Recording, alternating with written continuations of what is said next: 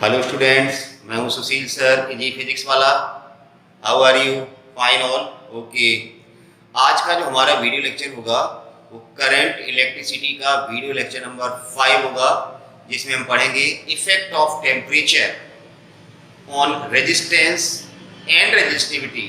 दोनों पे टेम्परेचर का क्या इफेक्ट है ये पढ़ना है, फॉर मेटल्स या कंडक्टर, सेमी कंडक्टर्स, एलॉयज। तो काफ़ी इंटरेस्टिंग होने वाला है, तो कॉपी पेन लेकर के बैठ जाइए और हम शुरू करते हैं वीडियो लेक्चर आज का करंट इलेक्ट्रिसिटी का वीडियो लेक्चर नंबर 5। पिछले वीडियो लेक्चर में हमने ओम्स लॉ तक आपको बता दिया था और फैक्टर्स अफेक्टिंग जो रेजिस्टेंस था टॉपिक, उसमें हमने ज्योमेट्रिकली किस तरह से रेजिस्टेंस कंडक्टर पे डिपेंड करता है, लेंथ पे, उसके क्रॉस सेक्शन एरिया पे, ऐसा हमने पढ़ लिया था। आज बहुत ही इंपॉर्टेंट है इफेक्ट ऑफ टेम्परेचर। इसको हम दो तरह से पढ़ेंगे, effect of temperature on resistance and resistivity. एक तो हम रिलैक्सेशन टाइम के रिस्पेक्ट में पढ़ेंगे और एक हम temperature coefficient of resistance alpha है उसके रिस्पेक्ट में पढ़ेंगे। दोनों का रिजल्ट एक ही है लेकिन दोनों अलग अलग चीजें एकदम, तो आप समझिए, ठीक है ना। तो टॉपिक का नाम है इफेक्ट ऑफ, ध्यान से समझिए, कॉपी पेन लेकर के बैठ जाइए, बाद में आपके पास नोट्स होते नहीं। Effect of temperature, effect of temperature on किस पर बताया, resistance as well as resistivity, resistance and resistivity. Effect of temperature on resistance as well as resistivity. तो चलिए इसको हम दो तरह से पढ़ेंगे, इसमें बताया, एक तो temperature coefficient of resistance alpha के टर्म में पढ़ेंगे जो एक्सपेरिमेंटल रिजल्ट्स हैं, और दूसरा जो हमने रेजिस्टेंस का फार्मूला पढ़ा था ml/e² NA τ, उसके रिस्पेक्ट में भी हम बताएंगे किस तरह से टेम्परेचर रेजिस्टेंस या रेजिस्टिविटी को इफेक्ट करता है, ठीक है ना। तो चलिए शुरू करते हैं।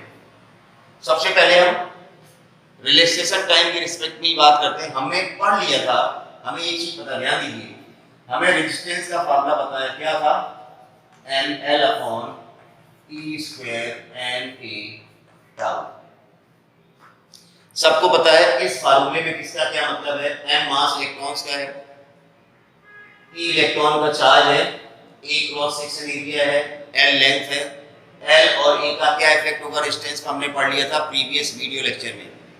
तो आज हम बात करेंगे, देखिए इलेक्ट्रॉन का मास और चार्ज तो चेंज होगा नहीं टेम्परेचर बढ़ाने से, तो टेम्परेचर बढ़ाने से चेंज क्या होगा, तो n पे हमें ध्यान देना और एक रिलैक्सेशन टाइम पे ध्यान देना है, स्मॉल n और टाउ पे ध्यान देना है, ठीक है ना, दो फैक्टर है। इसी तरह से अगर r पे यहां ले जाएंगे l को नीचे, तो ये बन जाएगा RA/L, जिसको हम रो कहते हैं, उसका फार्मूला हो जाएगा m/e² n τ। तो ध्यान दीजिए, जो रो है आपका रेजिस्टिविटी, वो एरिया या लेंथ पे तो डिपेंड करता ही नहीं, ये हमने पिछले वीडियो लेक्चर में आपको बता दिया था कि ये मटेरियल की प्रॉपर्टी है, तो ये डायमेंशन पे डिपेंड नहीं करती, मटेरियल के डायमेंशन पे डिपेंड नहीं करती, जबकि रेजिस्टेंस मटेरियल के डायमेंशन पे डिपेंड करता था, ऐसा हमने डिस्कस कर लिया था। तो चलिए ये दोनों ही फार्मूले आपको ध्यान रखने, एक रो वाला फार्मूला और एक आर वाला फार्मूला, ठीक है ना। अब हम एक एक चीज को लेते हैं। हम बात करते हैं पहले कंडक्टर्स की। क्या बात करते हैं, फॉर कंडक्टर्स की बात करते हैं, कंडक्टर्स या मेटल्स। ध्यान रखना, हम पढ़ रहे हैं effect of temperature on resistance and resistivity. दोनों पे क्या इफेक्ट पड़ेगा, किसका, टेम्परेचर का। तो हमने पहले लिया है मेटल्स या कंडक्टर्स को लिया है, ठीक है ना। चलिए देखिए, रेजिस्टेंस मैंने बताया था किस पे डिपेंड करता है, स्मॉल n और टाउ पे। अगर हम टेम्परेचर बढ़ाएंगे, अगर हम टेम्परेचर को इंक्रीज करेंगे, देखो टेम्परेचर इंक्रीज होने से बेसिकली क्या होगा, दो चीजें कैसे इफेक्ट होंगी। तो टेम्परेचर जैसे ही हम बढ़ाएंगे तो कंडक्टर्स के अंदर जो फ्री इलेक्ट्रॉन्स हैं उनकी काइनेटिक एनर्जी बढ़ जाएगी। टेम्परेचर बढ़ाने से क्या बढ़ेगा, kinetic energy of free electrons increases, arrow ऊपर का मतलब इंक्रीजेस। अब जब kinetic energy of free electrons बढ़ जाएगी टेम्परेचर बढ़ाने से, तो क्या होगा, इनकी कोलिजन फ्रीक्वेंसी बढ़ जाएगी, काइनेटिक एनर्जी बढ़ गई ना, तो उनका मोशन फास्ट हो जाएगा तो जल्दी जल्दी कोलाइड करेंगे। तो कोलिजन फ्रीक्वेंसी जो है ना, कोलिजन फ्रीक्वेंसी ये आपकी बढ़ जाएगी। ध्यान दीजिए, टेम्परेचर बढ़ाने से इलेक्ट्रॉन्स को काइनेटिक एनर्जी मिलेगी, काइनेटिक एनर्जी फ्री इलेक्ट्रॉन्स की बढ़ जाएगी तो कोलिजन फ्रीक्वेंसी बढ़ जाएगी। कोलिजन फ्रीक्वेंसी बढ़ जाएगी तो इससे क्या होगा, कोलिजन फ्रीक्वेंसी बढ़ने से टक्करें जल्दी होगी, या फिर ना इलेक्ट्रॉन की काइनेटिक एनर्जी बढ़ के धड़ धड़ धड़ धड़ धड़, इसका मतलब वो बहुत फास्ट टक्करें करेगा, टक्कर जल्दी हो जाएगी उसकी काइनेटिक, जैसे यहाँ से टकराने यहाँ से यहाँ तक जाने में टाइम लग रहा था अभी इलेक्ट्रॉन का, इसकी काइनेटिक एनर्जी बढ़ गई तो कम टाइम में वहां पे पहुंच जाएगा ना। कम टाइम में पहुंचने का मतलब क्या है, रिलैक्सेशन टाइम घट जाएगा, जल्दी टक्कर करेगा। तो रिलैक्सेशन टाइम जो है, रिलैक्सेशन टाइम जो टाउ है वो घट जाएगा। अब आपके काम की बात होगी, हम ये कहना चाहते हैं कि टेम्परेचर बढ़ाएंगे तो काइनेटिक एनर्जी बढ़ेगी, काइनेटिक एनर्जी बढ़ने से कोलिजन फ्रीक्वेंसी बढ़ जाएगी। कोलिजन फ्रीक्वेंसी बढ़ने का मतलब है इलेक्ट्रॉन जल्दी जल्दी टकराने लगे, मतलब उनका रिलैक्सेशन टाइम है, जो दो टक्कर के बीच में टाइम लग रहा था वो घट गया। अब रिलैक्सेशन टाइम अगर घट गया, यहाँ पर आ जाओ, अगर ये टाउ घट गया है, ये घट गया है, इसका मतलब ये बढ़ जाएगा। समझ में आ रही है बात? बोर्ड से कहीं हटना नहीं है। मैंने कहा था बोर्ड पे जो भी लिखा जाता है ईच एंड एवरी कचरा इक्वली इंपॉर्टेंट, आपको ये नहीं लगना चाहिए कचरा है, हर चीज इंपॉर्टेंट है। हम इफेक्ट ऑफ टेम्परेचर की बात कर रहे थे, हमने कंडक्टर की बात की है, हमने बताया टेम्परेचर बढ़ाएंगे तो काइनेटिक एनर्जी बढ़ेगी, कोलिजन फ्रीक्वेंसी घटेगी, सॉरी कोलिजन फ्रीक्वेंसी बढ़ जाएगी, कोलिजन फ्रीक्वेंसी बढ़ेगी तो फास्ट कोलाइड करेंगे, इसका मतलब है रिलैक्सेशन टाइम घट जाएगा। अब रिलैक्सेशन टाइम घट जाएगा तो हमने पढ़ा है R is inversely proportional to relaxation time या rho is inversely proportional to relaxation time। अब ये घट गया है मतलब रेजिस्टेंस बढ़ गया, ये घट गया मतलब रेजिस्टेंस बढ़ गया। तो कंक्लूजन क्या है, निष्कर्ष क्या निकला? निष्कर्ष ये निकला है,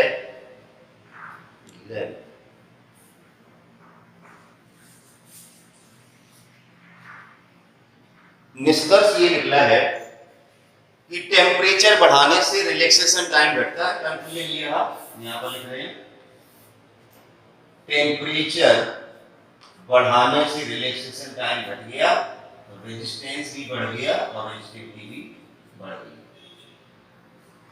ये कंक्लूजन है।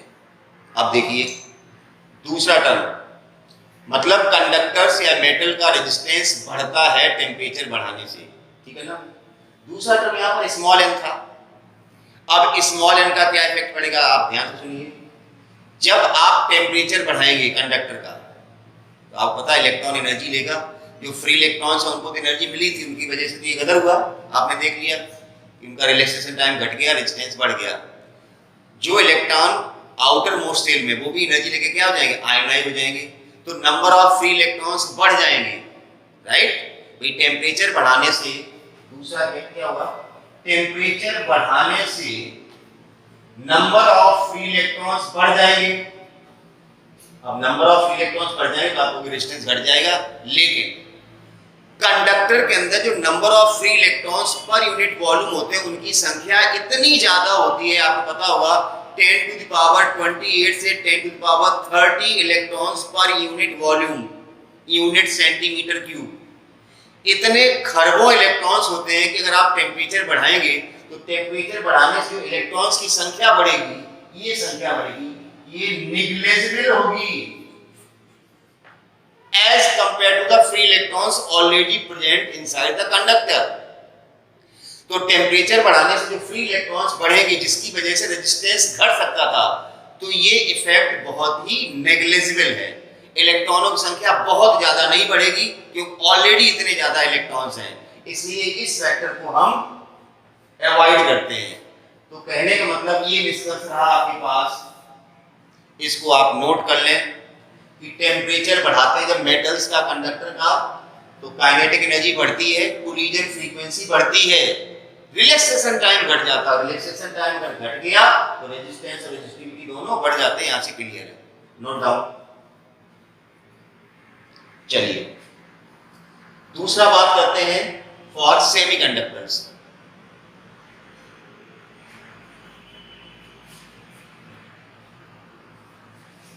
फॉर सेमीकंडक्टर्स की बात करें,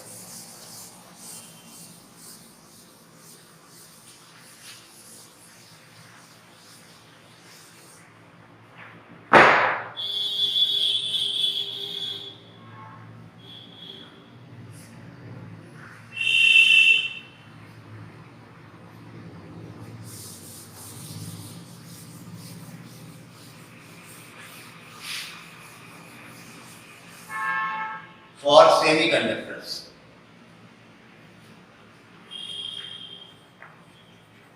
सेमी कंडक्टर्स। अब सेमीकंडक्टर की बात करते हैं। सेमीकंडक्टर आपके दिमाग में याद होना चाहिए कि these are basically insulator at absolute zero. आपको क्या ध्यान रखना चाहिए?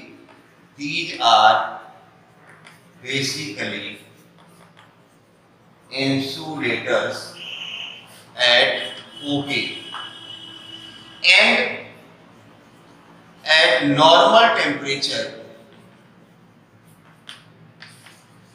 their conductivity is very small। अगर हम सेमी कंडक्टर्स की बात करें या हम इंसुलेटर को भी इसके साथ ले लें तो भी यही फर्क पड़ेगा, इफेक्ट यही रहेगा। 0 केल्विन पर ये बेसिकली इंसुलेटर्स होते हैं, इसके अंदर कोई फ्री इलेक्ट्रॉन होता ही नहीं है। लेकिन नॉर्मल टेम्परेचर पे इनके अंदर कुछ फ्री इलेक्ट्रॉन्स होते हैं जिसके कारण इनकी थोड़ी सी कंडक्टिविटी होती है। अब अगर हम टेम्परेचर बढ़ाएंगे तो यहाँ पर उल्टा इफेक्ट है। जब हम टेम्परेचर बढ़ाते हैं तो चूंकि यहाँ पर ऑलरेडी पहले से फ्री इलेक्ट्रॉन्स नहीं है, तो टेम्परेचर बढ़ाने से क्या होगा? एनर्जी मिलेगी मेटल्स के अंदर, जो एटम्स हैं उनको एनर्जी मिलेगी, इलेक्ट्रॉन को एनर्जी मिलेगी, इलेक्ट्रॉन आयोनाइज होगा, इलेक्ट्रॉन्स फ्री होंगे, फ्री इलेक्ट्रॉन्स की संख्या बढ़ जाएगी। यहाँ पर क्या होगा? फ्री इलेक्ट्रॉन्स की संख्या बढ़ जाएगी। ये बढ़ जाएगा तो ये कम हो जाएगा। कंडक्टर में इसका इफेक्ट नेग्लिजिबल था, जबकि सेमी कंडक्टर में इसका ही इफेक्ट है। रिलैक्सेशन टाइम का तो कोई ज्यादा इफेक्ट है ही नहीं, क्योंकि वहां पर कोलिजन है ही नहीं, क्योंकि फ्री इलेक्ट्रॉन्स है ही नहीं। समझ गए ना? तो सेमी कंडक्टर में जब टेम्परेचर बढ़ाते हैं तो नंबर ऑफ फ्री इलेक्ट्रॉन्स होते हैं वो बढ़ जाते हैं। सेमी कंडक्टर के इसका रोल है, इसका रोल नहीं है। नंबर ऑफ फ्री इलेक्ट्रॉन्स बढ़ जाएंगे तो ये भी घट जाएगा और ये भी घट जाएगा, मतलब रेजिस्टेंस घट जाएगा और रेजिस्टिविटी भी घट जाएगी। ये चलिए, ये तो 2 चीजें होंगी। और तीसरा होता है एलॉय। एलॉय, इसके ऊपर टेम्परेचर का कोई इफेक्ट खास नहीं पड़ता है। इसको हम अभी दूसरे फार्मूले से सेट करेंगे। तो हमने ये इफेक्ट ऑफ टेम्परेचर जो डिस्कस किया था रेजिस्टेंस और रेजिस्टिविटी पे, मेटल्स का क्या होता है, सेमीकंडक्टर्स का क्या होता है, एलॉय का क्या होता है। एलॉय के ऊपर टेम्परेचर का इफेक्ट नहीं पड़ता है, क्योंकि उनका टेम्परेचर कोएफिशिएंट ऑफ रेजिस्टेंस, अभी हम आगे बताएंगे दूसरा मेथड वहां पर बताएंगे, वो नेग्लिजिबल होता है। तो टेम्परेचर बढ़ाने से एलॉय जैसे कॉन्स्टेंटन है, मैग्नीन है, यूरेका है, नाइक्रोम है, इनका रेजिस्टेंस बहुत ज्यादा चेंज नहीं होता। Negligible change in resistance for alloy. ध्यान रखना, हम बोर्ड पे लिख रहे हैं, आपको कॉपी करना है, लेकिन जो चीजें हम बोल रहे हैं दीज आर इक्वली इंपॉर्टेंट। जैसे मैंने क्या कहा है कि अगर हम एलॉय की बात करें, तीसरा क्या है? एलॉय। अगर हम एलॉय की बात करें, एलॉय का मतलब मैंने बताया नाइक्रोम, मैग्नीन, इनके ऊपर टेम्परेचर का इफेक्ट नहीं पड़ता है। Negligible effect of temperature, negligible effect of temperature, मतलब टेम्परेचर बढ़ाने से इनका रेजिस्टेंस या रेजिस्टिविटी बहुत ही मामूली चेंज होता है, कोई खास चेंज नहीं होता है। तो ये था effect of temperature on resistance and resistivity of metals, मतलब कंडक्टर्स, सेमीकंडक्टर्स या इंसुलेटर, दोनों का इफेक्ट एक ही होता है टेम्परेचर का। और तीसरा मैंने बताया एलॉय। अब जैसा मैंने कहा था, इसको हम दूसरी तरीके से भी पढ़ेंगे।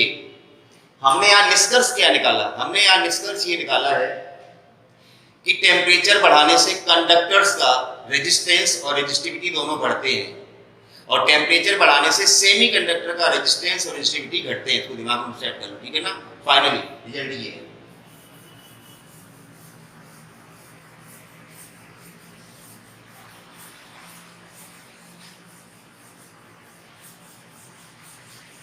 अब हम बात करते हैं टेम्परेचर कोएफिशिएंट ऑफ रेजिस्टेंस। हम इफेक्ट ऑफ टेम्परेचर को ही पढ़ रहे हैं, लेकिन हम अब दूसरी तरीके से पढ़ने जा रहे हैं, in the form of temperature coefficient of resistance. तो चलिए, temperature coefficient of resistance alpha. Temperature coefficient of resistance alpha से रिप्रेजेंट किया जाता है इसको, ठीक है ना। तो चलिए देखते हैं अल्फा क्या है। हमने मान लिया let resistance of the conductor, resistance of conductor is R1। आप R1 ले सकते हो, R0 ले सकते हो। दो अलग अलग टेम्परेचर पर दो अलग अलग रेजिस्टेंस लेने हैं। R0 ले लिया मैंने at 0 degree centigrade and RT at T degree centigrade. ध्यान रखना, ये R1 है, ये T1 हो गया, ये R2 हो गया और ये T2 हो गया। दो अलग अलग रेजिस्टेंस दो अलग अलग टेम्परेचर पे हमने लिए। अब experimentally it has been observed, experimentally it has been observed that change in temperature,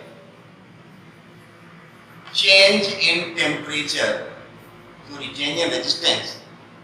Experimentally, it has been observed that change in resistance, that is delta R, इसको हम ऐसे लिख सकते हैं डेल्टा R को RT minus R0। Delta R लिखो या RT minus R0, बात होती ना, एक रेजिस्टेंस R0 और दूसरा RT, तो चेंज इन रेजिस्टेंस क्या होगा RT माइनस R0। यहाँ R1 लेते हैं, यहाँ R2 लेते हैं, यहाँ चेंज इन रेजिस्टेंस क्या होगा R2 minus R1।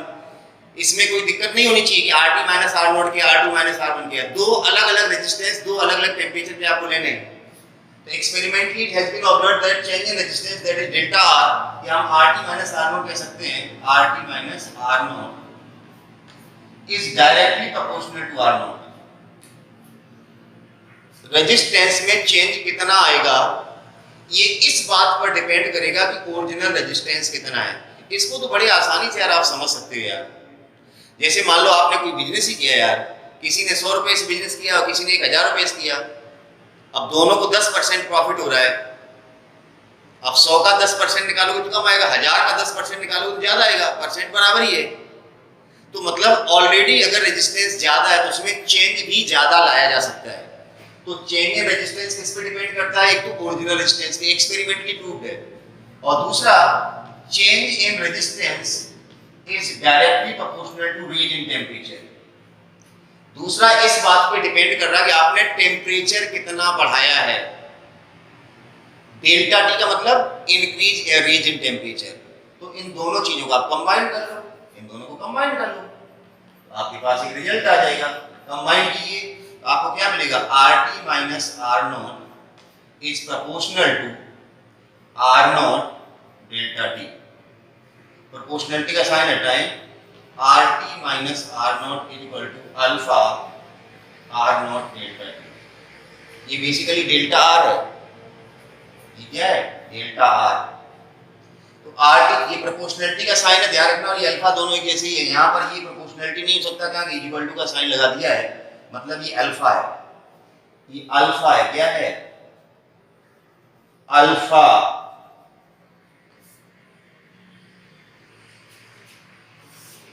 This alpha is called as, मतलब अल्फा का फॉर्मूला क्या बनेगा, RT minus R0 upon R naught delta T, मतलब delta R upon R delta T, delta R upon R delta, alpha है इसकी unit आएगी पर degree centigrade, ऊपर रेजिस्टेंस है नीचे रेजिस्टेंस, यूनिट लेंथ हो गया, नीचे टेम्परेचर है, टेम्परेचर का मतलब डिग्री सेंटीग्रेड, पर डिग्री सेंटीग्रेड, और अल्फा को क्या कहते हैं, अल्फा को कहते हैं temperature coefficient of resistance, temperature coefficient of resistance, ये अल्फा कहलाता है। तो बड़ा सीधा सा एक रिलेशन आपको मिल गया, ये देखो, इस रिलेशन को हम ऐसे भी लिख सकते हैं, ऊपर से मैं हटा रहा हूं, आप मैंने कहा ना नोट करते जाइए, पॉज कीजिए, स्क्रीनशॉट लीजिए, कैसे ही करना आपको काम करना है। अगर आपको नोट्स बनाने हैं तो नहीं बनाने तो आप, हम पढ़ा रहे हैं, आप पढ़िए सुनिए।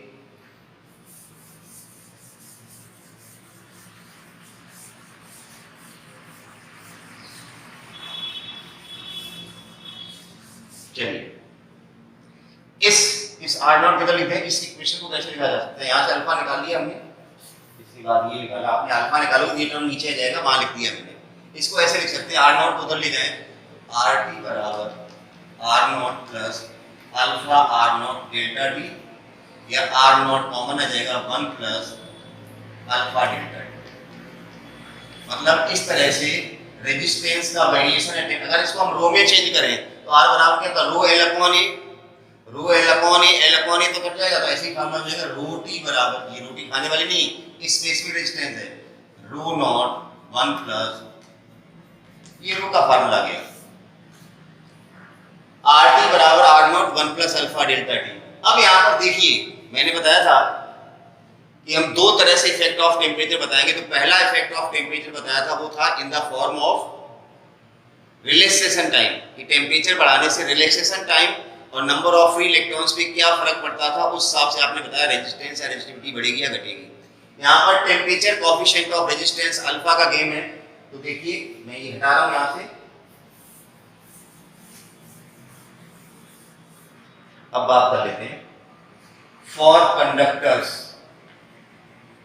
फॉर कंडक्टर्स, अगर हम कंडक्टर्स की बात करें तो अल्फा इज पॉजिटिव, कंडक्टर्स के लिए अल्फा पॉजिटिव होता है, टेम्परेचर कोएफिशिएंट ऑफ रेजिस्टेंस जो होता है वो पॉजिटिव होता है। अब अगर ये पॉजिटिव होगा तो यहाँ प्लस का साइन आएगा, अब डेल्टा टी की वैल्यू जितनी ज्यादा होगी, टेम्परेचर बढ़ा होगी तो ये रेजिस्टेंस ज्यादा ही आएगा ना, प्लस साइन है ना, तो ये डेल्टा टी बढ़ता जाएगा तो ये प्लस होता जाएगा, प्लस हो जाएगा, मतलब आर टी ज्यादा आता जाएगा, तो अल्फा पॉजिटिव है। सो अगर हम टेम्परेचर बढ़ाएंगे तो रेजिस्टेंस बढ़ेगा, रेजिस्टिविटी बढ़ेगी। अच्छा ध्यान रखना, रेजिस्टिविटी बढ़ेगी तो अब ये मत कहना कंडक्टिविटी सर आपने बताई नहीं, रेजिस्टिविटी बढ़ेगी मतलब कंडक्टिविटी घटेगी, कॉमन सेंस की बात है भाई, ये तो कंडक्टर्स की बात होगी। मतलब अगर हम टेम्परेचर और आर में ग्राफ बनाएं तो कुछ इस तरह से ग्राफ आता है। अब अलग अलग कंडक्टर की थोड़ी सी कैरेक्टरिस्टिक्स अलग होती है, किसी में इतना आएगा, किसी में स्लोप कम आएगा, किसी में स्लोप ज्यादा आएगा, कुछ किताबों में ऐसे ही बना दिया गया, कर्व बना दिया गया, जो मेरे तो डाइजेस्ट नहीं होता है, लीनियरली वेरी करेगा इस तरह से, और इसका जो स्लोप आएगा, स्लोप वो आएगा delta R upon delta T. T आप स्मॉल लेंगे तो यहाँ स्मॉल टी आ जाएगा, टेम्परेचर डिग्री सेंटीग्रेड या केल्विन किसी भी लिया जा सकता है, क्यों चेंज इन टेम्परेचर है तो उससे रिजल्ट पे कोई फर्क नहीं पड़ेगा।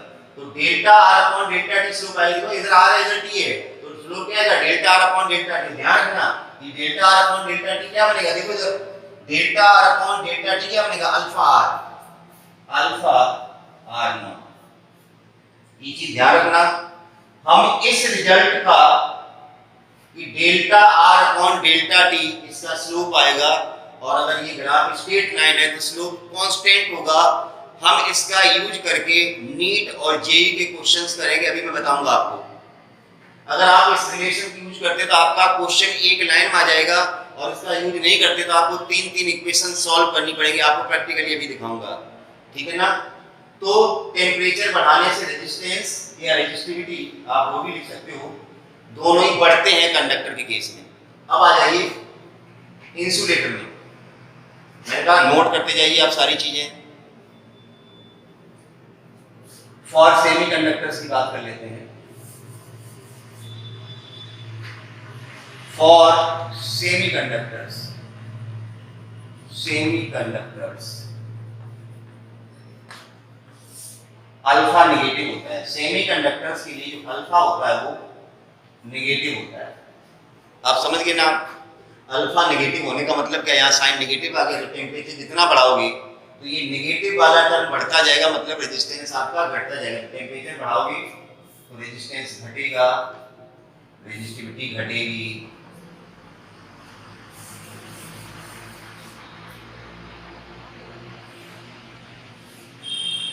ग्राफ आएगा रो का टी के साथ, तो ऐसा आएगा घटने वाला सेमीकंडक्टर्स के लिए। और तीसरा, अगर हम बात करें फॉर एलॉय की, अल्फा इज, मैंने बताया था नेग्लिजिबल, नेग्लिजिबल। अल्फा अगर नेग्लिजिबल है तो नो इफेक्ट ऑफ टेम्परेचर आप ले सकते हो, नो इफेक्ट ऑफ टेम्परेचर। मैंने बताया था बहुत मामूली इफेक्ट होगा अगर हम ग्राफ बनाएंगे, अगर हम ग्राफ बनाएंगे इसका रेजिस्टेंस का, टेम्परेचर का, तो लगभग ऐसे आएगा, लगभग मतलब स्लोप ऑलमोस्ट जीरो कर सकते हो आप, slope almost zero, slope almost zero मतलब टेम्परेचर बढ़ाने से रेजिस्टेंस नहीं बढ़ रहा है, मामूली सा चेंज हो रहा है। तो आप इस तरह से लिख सकते हैं इसको। तो ये था effect of temperature on resistivity as well as resistance for conductors, semiconductors and alloy. अब हम बात करते हैं थोड़ी सी आगे की। जैसे मैंने अभी बताया था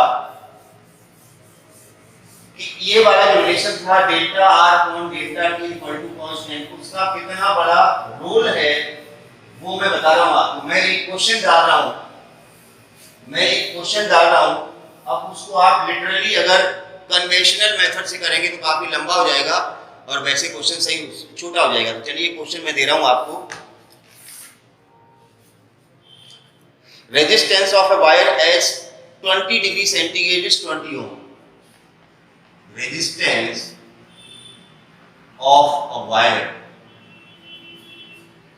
eight 20 degree centigrade is 20 ohm. एक वायर है जिसका रेजिस्टेंस 20 डिग्री सेंटीग्रेड कितना है, 20 ओम है। दूसरा क्या दिया गया, एंड 500 डिग्री सेंटीग्रेड पे 60 ohm, and 60 ohm at 500 degree centigrade. 20 degree centigrade पे 20 ओम है और 500 डिग्री सेंटीग्रेड कितना है, 60 ओम है। तो पूछा गया at what temperature resistance will be 25 ohm. At what temperature resistance will be 25 ohm. देखने में बहुत छोटा क्वेश्चन लग रहा है और मैं इसको छोटा ही बना दूंगा। देखने में छोटा लग रहा है, मैं इसको छोटा ही बनाऊंगा, लेकिन आप अगर कन्वेंशनल मेथड करें तो आर टी बराबर R naught 1 plus alpha delta T, तो 3 इक्वेशन बनानी पड़ेगी। कंडीशन 3 दी गई ना, इस टेम्परेचर पे इतना, इसके लिए एक इक्वेशन बनेगी, इस टेम्परेचर पे इतना, इसके लिए बनेगी, फिर किस टेम्परेचर पे इतना होगा इसके लिए बनेगी। फिर तीनों को सॉल्व करो, 3 वेरिएबल निकालना, it will take long time. दूसरा बच्चा फटाफट करके निकल जाएगा और आप ऐसे ही टे टे करके देखते रह जाओगे। अब मैंने भी क्या बताया था, हमने अभी बताया था ये चीज, ध्यान से सुनो। तो हमने बताया था डेल्टा आर या D R upon D T equal to constant, या delta R upon delta T constant है। तो देखिए अब आपको क्या क्या दिया गया, आप टी ले लो और यहाँ आर ले लो। किस टेम्परेचर पे क्या रेजिस्टेंस दिया गया आप बना लो। देखो 20 डिग्री सेंटीग्रेड ऐसा करते हैं, चलो 0 डिग्री सेंटीग्रेड रेजिस्टेंस कितना ले लिया हमने, R0। 20 डिग्री सेंटीग्रेड पे रेजिस्टेंस कितना है, 20 ओम। अब देखिए 60 ओम किसके, 500 पे। अच्छा 25 ओम, जब 500 डिग्री सेंटीग्रेड पे रेजिस्टेंस 60 ओम है तो 25 ओम ऐसा तो नहीं सकता 500 से ज्यादा, 500 से कम ही हुआ ना, तो यहाँ 25 ओम लिख लो। हमें नहीं पता 25 ओम किसके, हमने मान लिया वो 30 डिग्री सेंटीग्रेड पे 25 ओम। और अगला है 500 डिग्री सेंटीग्रेड पे रेजिस्टेंस कितना है, 60 ओम। ये तुम्हें दिया गया क्वेश्चन में, टेम्परेचर और रेजिस्टेंस, किस टेम्परेचर कितना है, 0 पे R0 होता है, 20 पे 20 दिया गया है, 500 पे 60 दिया गया, 25 किस पे हुए पता नहीं, 25 60 से पहले आएगा, इसलिए मैं पहले लिख दिया। अब हमें क्या करना है, dr/dt तो कांस्टेंट आएगा, तो dr/dt, अब इनका dt ले लो, इनका dr ले लो, इनका dt ले लो, इनका dr ले लो, बराबर ही करना ना, dr/dt क्या करना आपको, कांस्टेंट करना भाई, कुछ नहीं है, dr/dt को कांस्टेंट बना दो आप, काम खत्म। तो देखिए dr/dt कांस्टेंट है ना, हम इसका यूज करेंगे और मैं यूज करने जा रहा हूं, dr/dt कांस्टेंट, हम इसका यूज करने जा रहे हैं। तो यहां से ले लो dr/dt, कितना आएगा dr, 25 माइनस 20, dt कितना आएगा, t माइनस 20, यहां से dr कितना आएगा, 60 माइनस 25,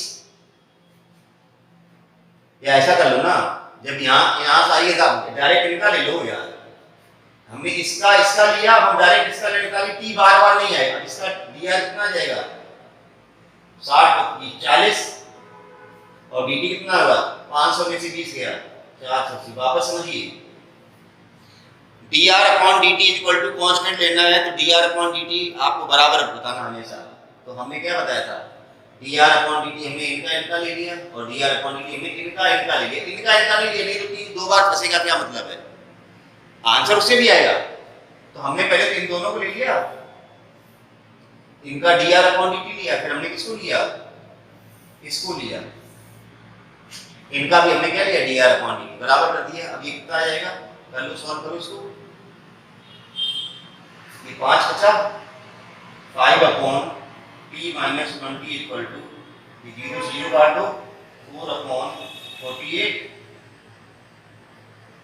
करोगे, क्रॉस मल्टीप्लाई करो, ये 40 आ जाएगा, 40 माइनस 80 हो जाएगा, 20 हो जाओ, ये कितना आएगा, 5 8 जा 40 और 5 4 जा 20 और 24, देखो आप 5 8 40 3 4 5 2 3 24, ये 80 उधर ले जाओ, ये 320 हो जाएगा, 240 80 320 40, this gives t equal to 320/4, मतलब 80 डिग्री सेंटीग्रेड। इतना सरल हो गया, मतलब आपको कुछ करना ही नहीं पड़ा, कोई इक्वेशन नहीं, कोई झंझट नहीं, एकदम सीधा खल्लास है चार। तो ये था टेम्परेचर कॉफी, फटाफट नोट करो, बहुत अच्छी चीज है, आपको कहीं बुक में नहीं मिलेगी। मैंने कहा ना, बुक वाले तो ग्राफ ही जब ऐसा करके बना देते हैं, तो ग्राफ ऐसा करके बनाने की चीज dr/dt कांस्टेंट आप कैसे लगा सकते हो। तो चलिए, हालांकि अलग अलग वेरिएशन होता है, सब में जरूरी नहीं कि इससे लीनियरली वेरी करे, लेकिन मैक्सिमम केस में आपको यही बताना है। कर लिया नोट, मैं हटाने जा रहा हूं भाई।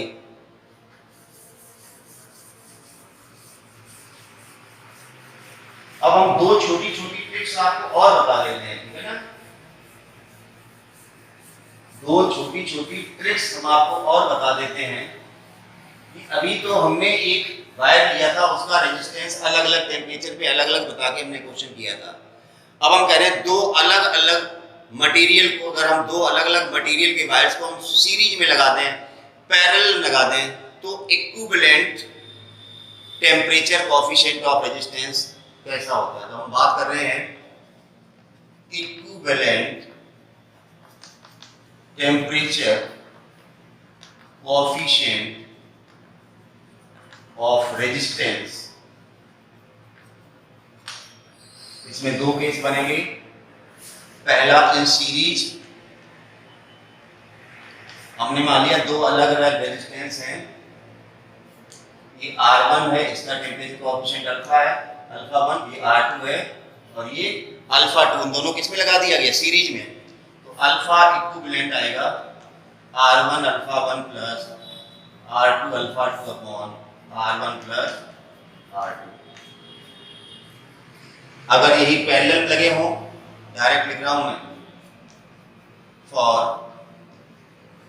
पैरेलल, कॉपी पेन लेकर के हाथों हाथ नोट करते जाइए। अगर पैरेलल लगे, मतलब एक के नीचे दूसरा लगा हो, तो अल्फा इक्विवेलेंट की जो वैल्यू आएगी वो alpha 1 upon R1 plus alpha 2 upon R2 upon 1 upon R1 plus 1 upon R2। तो इस तरह से दो अलग अलग पैरेलल इक्वेशन में पता ही है यार, इस तरह से पैरेलल लगा दिए R1 अल्फा 1 और R2 अल्फा 2। दो अलग अलग मटेरियल के रेजिस्टेंस लिए हमने, जिनके टेम्परेचर कोएफिशिएंट ऑब्वियसली मटेरियल अलग अलग तो अलग ही अलग होंगे, कॉपर का अलग होता है, एल्युमिनियम का अलग होता है, सिल्वर का अलग होता है। उनको अगर पैरेलल में जोड़ा गया तो इक्विवेलेंट जो टेम्परेचर कोएफिशिएंट ऑफ रेजिस्टेंस आएगा उसका फॉर्मूला ये है सीरीज के लिए, ये तो नोट कर लीजिए।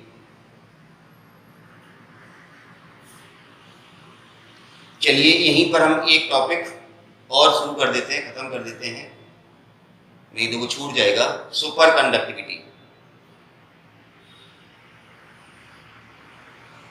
हटा दें इसको।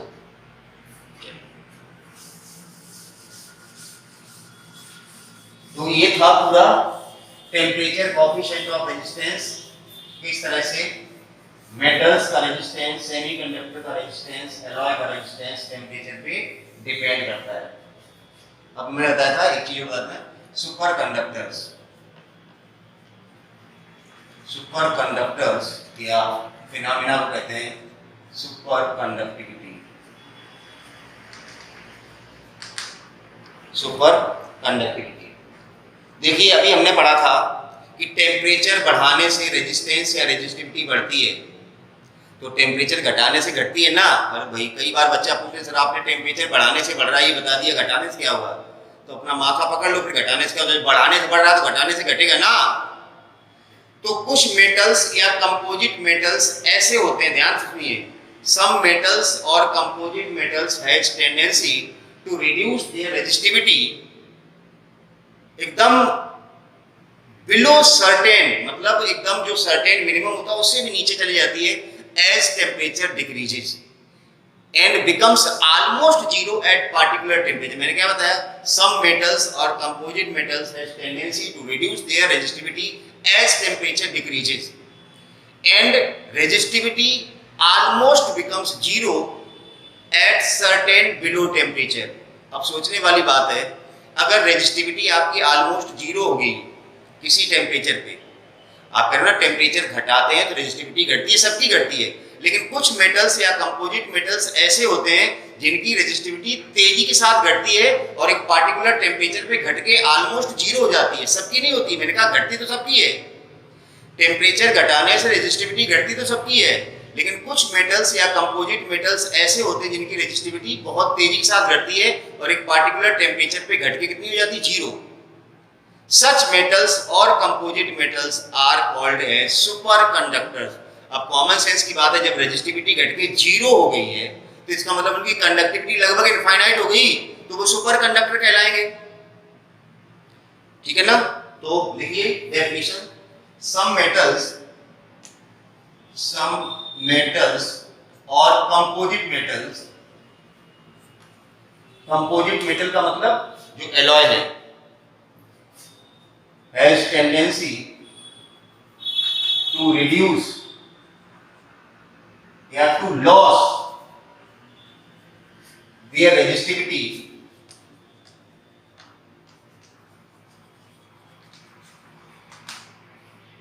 has tendency to lose their resistivity rapidly as temperature decreases certain below temperature. लिखने में बहुत जोर आता है, आधे अक्षर ही लिखूंगा, मुंह से बोल रहा हूं यार, बुलवा भी लो लिखवा भी लो तो लिखने में तो जोर आएगा ही। सम मेटल्स और कंपोजिट मेटल्स यार has tendency to loss their resistivity rapidly as temperature decreases certain below temperature and becomes almost zero at particular temperature।